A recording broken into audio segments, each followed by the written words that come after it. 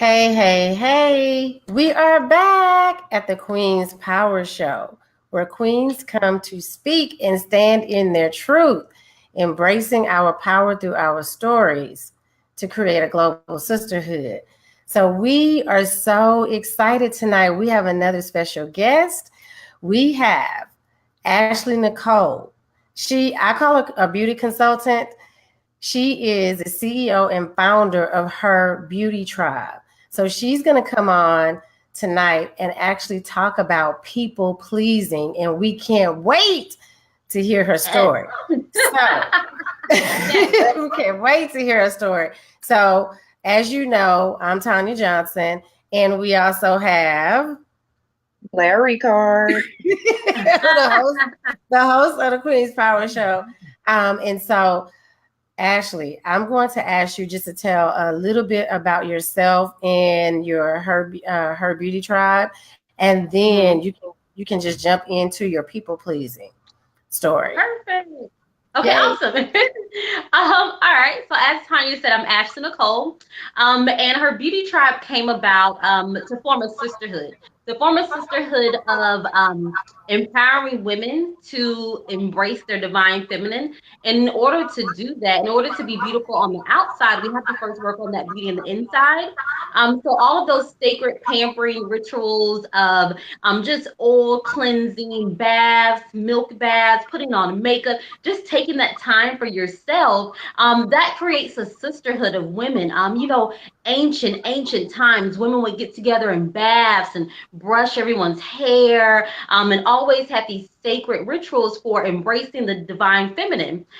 So every time that I would get with my clients and do makeup or do hair or something like that, we always had these deep conversations about our sisterhood, about our queendom, about embracing the goddess, about love, about relationships. And I realized these women became my tribe. So I am she, just like you are she. We are her. We are all together. We are we. We are all united. So we are Her Beauty Tribe. Everyone is a part of your beauty tribe. Every woman you meet is a part of your beauty tribe because we're sisters and we're clean queens and we're all connected. Now that did take a while to come about to get into my story. I'll be 32 this year. But when I was in college, very, very young, I got involved in a relationship that was maybe 10, 11 years long. I have no idea. It was a very long relationship. And I found myself trying to fit this mold.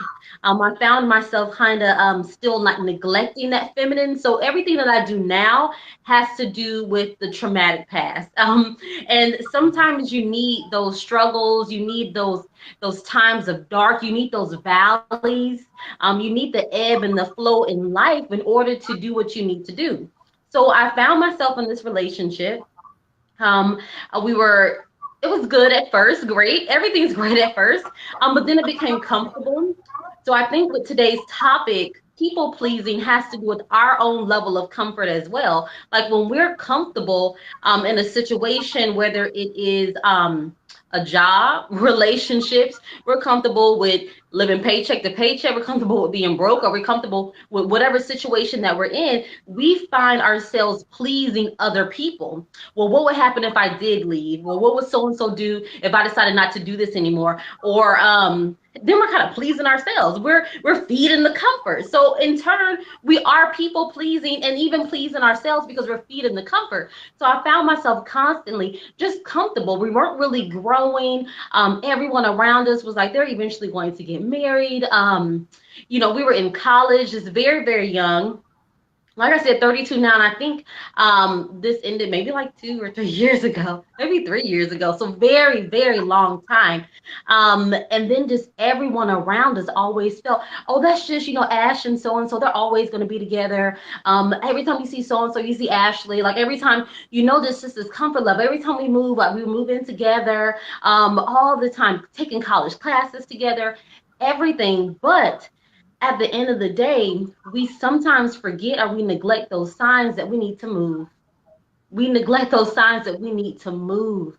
whether if it's in a relationship or a job or just still the paycheck to paycheck or anything. We neglect the signs that we need to move because we're so caught up in comfort. We're so caught up in just, well, people already know this is what I do. So why would I do anything else? Why? Because you need to, because you felt the urge, you felt the intuition. I gotta stop doing this. I need to get away from this. I need to stop doing this. It needs to stop tomorrow, it needs to stop today, it needs to stop right now. So just the back and forth arguing, like this person loved me so much and it was so much hate at the same time. Like, how can that happen? Like, what is that? It's a thin line between love and hate. It is. It really is. It is.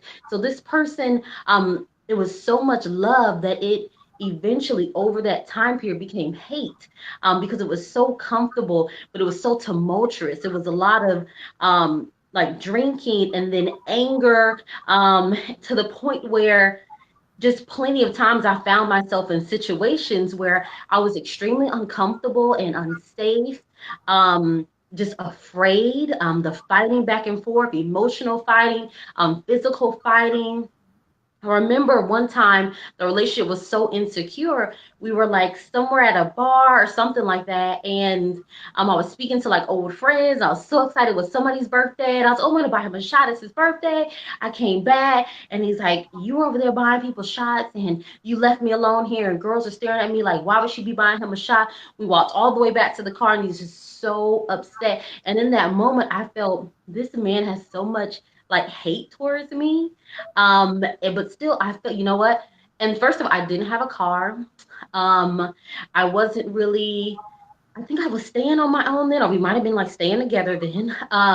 But still, I didn't have a car. He had everything. Like he had the money, like he had the car. I felt so comfortable. I felt like this is what I should be doing. We should be getting married. This is fine. Just deal with it. So I didn't have anywhere to go. I had to get back into the car with him. And we're driving down. This is in Atlanta on 20. And I remember he was so upset, cursing loud. And he just got mad at me because I wasn't with the emotional back and forth. So when I'm in those places where I feel this completely, and I don't know, a lot of women might do this. Either we like lash out or we draw back in. So we don't stay too much. So I wasn't really giving him the reaction he needed and a lot of that anger back. I wasn't feeding that energy. So it was too much. And he like pulled over on the side of the road in the rain and like pushed me out of the car on like the highway. So I'm like on the highway, he completely left. And that was it. And you would think in that moment I would leave the situation. Oh, wow. You would think at that moment I would leave the situation, but I walked to the on-ramp, and my phone was dying. I had to buy a charger at the gas station, plug in the phone, figure it out. Did I call my mom? No. Did I call any family members? No. Just sat there in the bathroom for a minute. He's calling and calling, asking where I'm at. Finally, he figures out where I'm at, and I get back in the car. And I want to go home. I want to go to my home. But because I was so comfortable in that situation, I felt like maybe this is one of those times where I just made him upset, or, I have no idea. Maybe I was just so comfortable and so just with just everyone around us saying that this is supposed to work. Like this is supposed to be it for me. Just like that job, you shouldn't be in. This is supposed to be it for me. And I just stayed. I stayed. So he drove all the way back to his house that night. And then I had to literally sleep next to him that night. And the same thing day after day. And that might have been like, girl, 6 years ago. I told you I just got out of it like 3 years ago. And that was that. Another situation happened that left me so open and vulnerable to extreme. The same thing again. I was left somewhere again. And that left me open again to the point where a horrific event happened and I was sexually assaulted where I was left at, and he had completely left. He had the keys. I had no way to get home.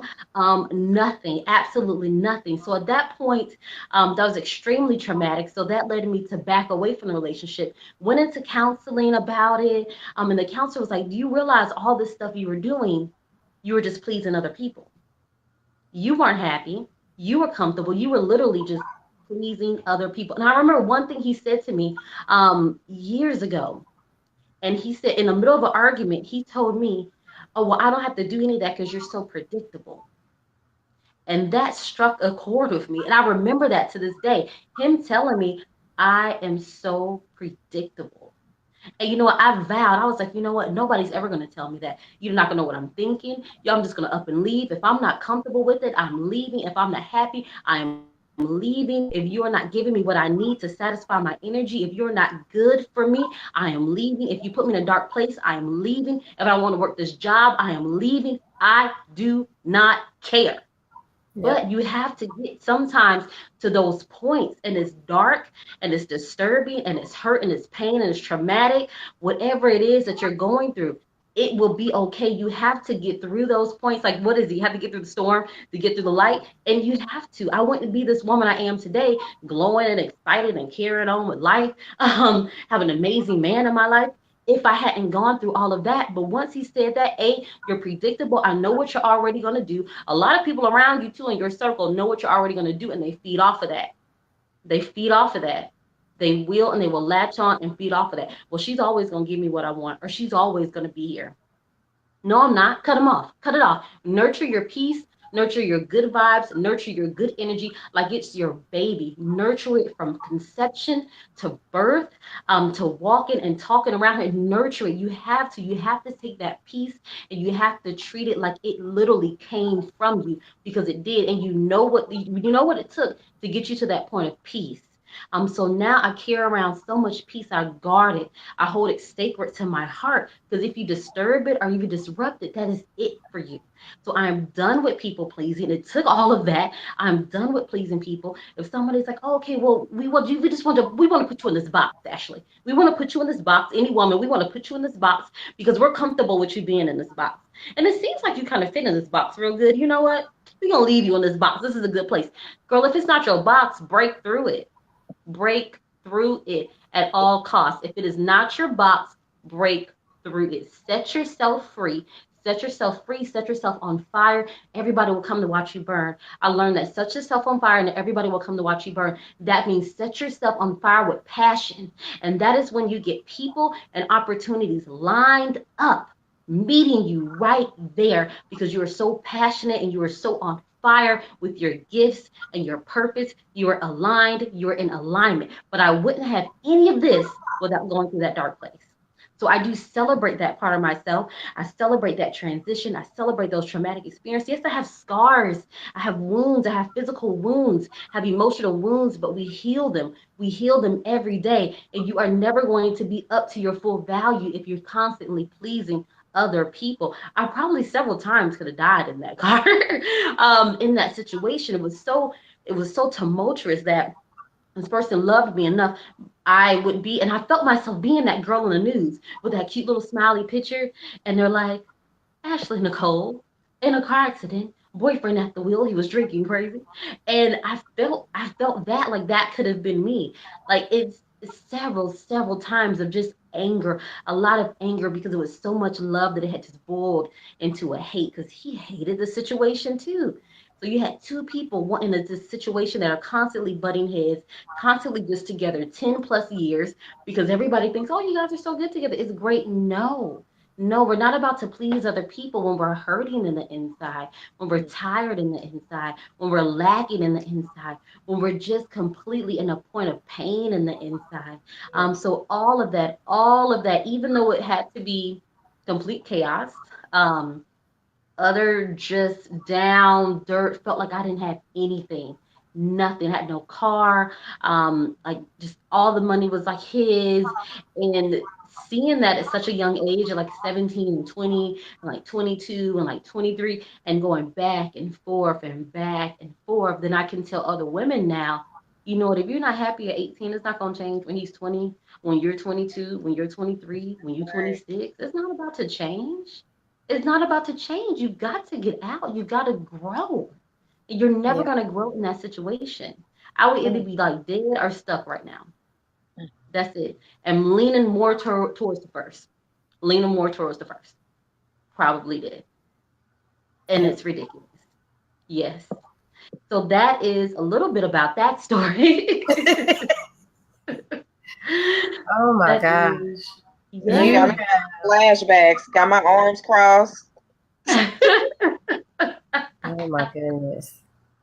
I've yeah. I experienced something very, very similar in marriage. We were together totally 12 years, Mm-hmm. married 8 years, and Mm-hmm. his anger was just like that. It's like I Mm. couldn't case it. I couldn't Right. say, oh, well, if I do this, he's probably going to do that, or he Mm-hmm. may respond this way or that way. It was very impulsive and it was very controlling. He Mm-hmm. was very narcissistic. So Yeah. it's like my way, my way, my way. Then he had Mm-hmm. sometimes a passive aggressive approach. It was ridiculous. I Yeah. mean, to top it off, he was, being a con artist and all kinds of stuff Mm-hmm. that was going on. And if money was funny, I was being attacked in some way. And I wouldn't even know, what was going on or why he would respond the way he would. But Mm-hmm. it was basically the same reason. I used to have this thing where I didn't want to make people mad.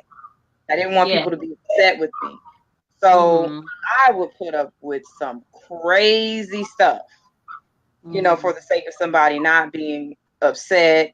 And I wasn't confrontational at all. And I mean, even healthy confrontation. I didn't know what to do. I didn't know what to say. It was like, because I don't want them to be mad, or I don't want them to be upset for a long time or whatever. And I stayed for the same reason. On the surface, everybody thought we were like this couple that was like best friends and it was all good. We have kids together and we just love our kids, and it was a disaster. And because I didn't deal with that, and really, deal with that hurt and deal with being that way with him, I ended up in another relationship very quickly afterwards that was almost the same way, except it was worse. Wow. It was Oh my goodness. worse.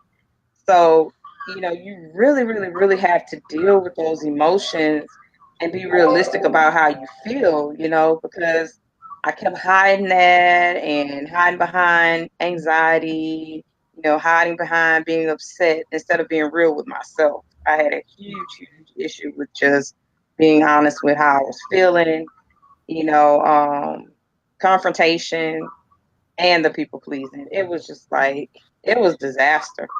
But it's funny that you say that about telling your story and helping other women, because Tanya and I say that all the time. Like, we don't regret what we went through, because just like what we're doing right now, we're just really getting started, but it's to help other women. You never know how your story may impact that one person, and then you realize, okay, I went through this for that very reason. Yeah. If it's just one, and I don't take it for granted. I don't regret it. I grew so much from that. I'm not gonna lie, I went through a phase where I made people laugh about it, where everybody was getting confronted. I was like the girl who got my order wrong at the Burger King. She was getting confronted. Right. It was bad. I was like, "You're not doing this to me. You're not. Yes. You can get it. Everybody can get it." But Right. sorry, Ashley, that part of me just comes out automatically. But Right. Right. it was just like I really had to deal with some seriously raw emotion, and I had Mm-hmm. nobody to help me. I didn't go to counseling. It was God Himself. That's all I can say, because I Yeah. really asked Him to help me. I really did, and to let me see what was going on, with me, so I can be more effective in the kingdom, and also so I could not go backwards again, or would not go backwards again. So, whew, powerful testimony, girl. You gave me flashbacks. Jesus. I want to go punch him in the face right now.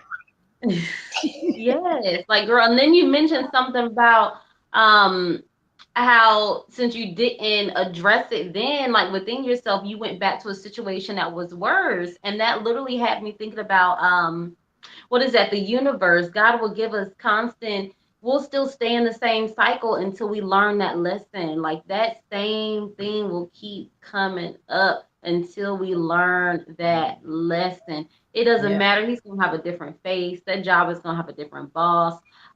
Everything will be different, but that lesson is still the same. But until we learn it, until we pull ourselves out of it, we're going, that cycle is this going to keep on going? And it's a horrific cycle. And you would think that we would be, before you even get into it, we would see the signs, but we really don't. Sometimes you really do not see the signs because you haven't addressed it. Because you Yes. haven't addressed it. Yes. Yes. And that is, unfortunately, that's where a lot of women end up still stuck in the same domestic violence situation, or still just stuck in places that hurt them physically and emotionally, because we haven't learned the lesson to stand up for ourselves. Like you were saying about the whole confrontation thing, I never said anything bad. Like, I would let you get super, super drunk and say all these things and call me all out of my name, and I never said anything bad. Not because I believed them, but because I just I wasn't raised to be like confrontational, and I'm not a confrontational person. So I just didn't say anything bad. I would let you just do all this and be mad and say all this. And I'm like, oh, I didn't mean that. Or I understand where you're coming from. Like, I wouldn't say nothing. I'd just be like sitting there with the face. And then, so once you're not feeding anger, have you noticed that anger gets like bigger and stronger, and it gets so mad? It gets so mad. Yep. So mad. And that's the scary part. That is Yeah. so scary. So thank you for sharing that with me as well. Yes, and you're right. You're absolutely right about that. Because I saw that happen too. Where at first I was quiet. I was pretty quiet. I wasn't very confrontational. Then it turned to the complete opposite with me, which was very, very difficult for me. And from there I became very confrontational, especially with the guy that I was with. But I noticed once I started getting quiet again, he did start getting worse. He did start getting worse. And then I started feeling the pressure of it, and I was like, okay, this is it. It's time to go, because it was becoming very abusive. Not so much physical, but more verbal. And then we were doing it to each other, and it was just getting worse and worse and worse. But you're right. It's just like when you don't deal with it, you can get into a worse situation, and just attract that when you don't deal with it. And it really sucks. But the bad part about it is I did see the signs, and I still gave it a chance as if potential was enough, because I see the potential. And I tell people now, don't you dare date or marry for potential. That is the worst thing you can do, because 9 times out of 10, that person is not going to change. They may grow up a little bit, but it's character traits that just may not go anywhere. And you have to check that family life and really pay attention to that. It's so many things, but you have to trust your intuition. You really do. And I didn't trust it, and I saw it and still did it, but I still don't take it for granted. It's a lesson learned. I'm alive. Right. We are here. Yes. We are here. We have our crowns on. Yes. Oh my goodness. Ladies, I am blown away by both of your testimonies. Ashley, I am proud of you because you made it through. You made it through, and you took your pain and turned it into your passion, and you're helping other women. And the best part about it, you get to beautify other women and help other women beautify themselves. I love makeup. So I see you. So that's just a wonderful testimony of, for all of us, whatever we go through, we do need to see those signs. We do. We constantly repeat these tests because we don't pass them. So sometimes we're able to recognize that it actually is a test. Because and Blair knows this. I'm like, okay, this is a test. I'm passing this. I'm not going back this way again. Right. And so it really is a good testimony for all of us that, again, no matter what we go through, we can overcome it. And Ashley has shown us that we can overcome it and use that to turn that energy into our passion to be able to help other people. And so I just love it. I'm I'm so appreciative, grateful, thankful that you actually came on as one of our special guests. And this is our 5th episode.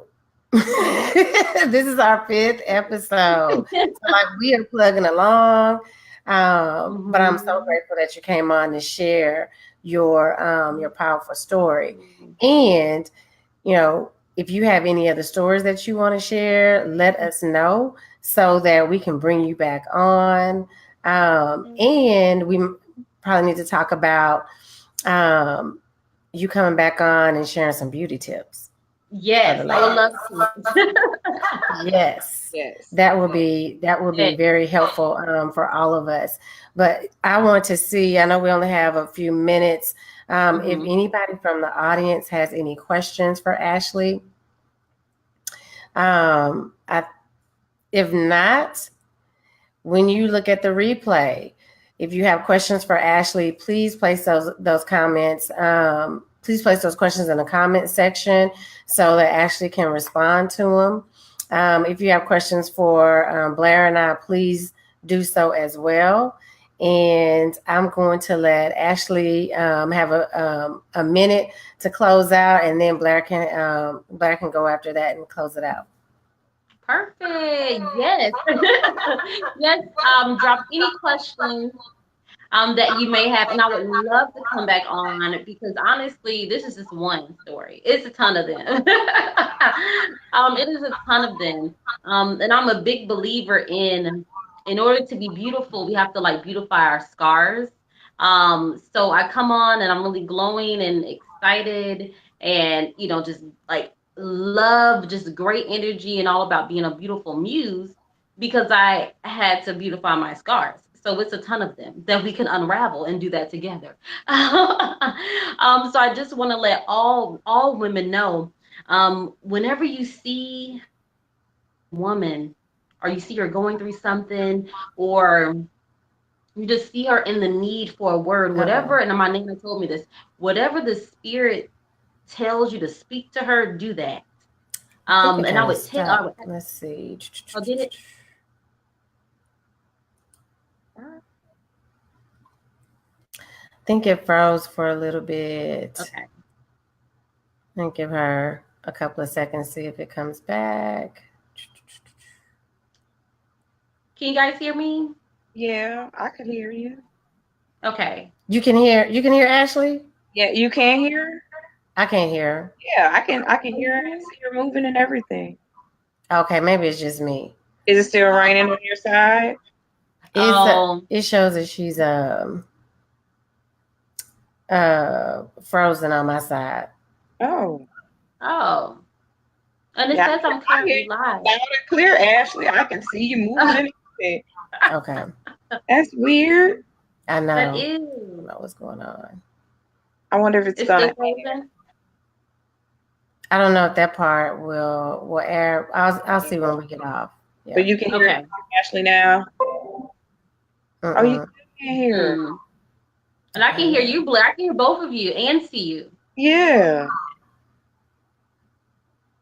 And she's not frozen at all. Do you want her to continue just in case? Yeah, I'll just continue. I can hear. Okay, and we'll just go from there. Yeah, keep going because someone said they can still see and hear. So maybe it's just from my side. Oh. Okay. Yeah. Okay. Okay, so and that was something that my Nana told me years ago, and I told her you know, I would see random women and something would speak to me to say certain things to them. I don't know where it comes from. We do know. But it's always just on my heart to say a certain thing. I have, you know, no idea how they're going to react to it or anything. So if it's ever on your heart with another woman, to just speak something to her, whether it's encouraging words or just tell her, hey, I feel like whatever you're going through that happened this morning is not going to happen again tomorrow. I feel like you have, you know, something, whatever it is that you feel the need to speak to women, do that. And do that in every single instance, because we as women, we have to stay connected. We're the ones that build kingdom. We nurture, we birth. we are the foundation, we are the backbone for society. Now, in order for us to be still that strong essence of a woman, we have to lock arms. We have to lock arms and we have to be in unison. We have to do some soul work and we have to do it together. So that is what I do with her beauty tribe. That is who I am. So yes, it's all about beauty education and being an influencer and just working towards building a beauty empire. But that's all a platform for connecting. So That's thank you so much for having me on. Thank you so much for coming. I really enjoyed it. Me too. I loved it. And I guess I'll close out since we're having some technical difficulties. But thank you so much for joining us. I mean, that really hit home for me. I've experienced some things that are very similar, and I'm sure we'll be able to, talk about some of those things and some of those experiences later that are pretty disturbing, but it's a part of our connecting us with, and we've been able to share our stories. We have been impacting so many ladies. They have been inboxing us, commenting, watching us, even the simplest thing as us saying good morning has been, a good thing for some of these ladies. So it's been very powerful.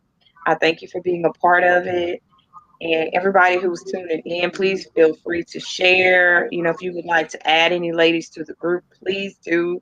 We're starting to, grow our following, and we're putting more out there. We're becoming more committed to putting more information about ourselves out there as well. So please stay connected, get connected. We'd love to hear from you if you have any topics or anything that you'd like us to discuss as well, or any ladies who you believe would love to join and be a part of it and come on and interview or talk with us. Let us know. Let us know. We're open to it. So it's 8:03 Central Standard. So I guess we'll bid everybody good night, ladies. Enjoy your night. Thank you so much for coming, Ashley. Thank you for Thank having me. you. Talk to you soon. Yes, y'all have a good evening. All right, good evening, ladies. Thank you. Let's see.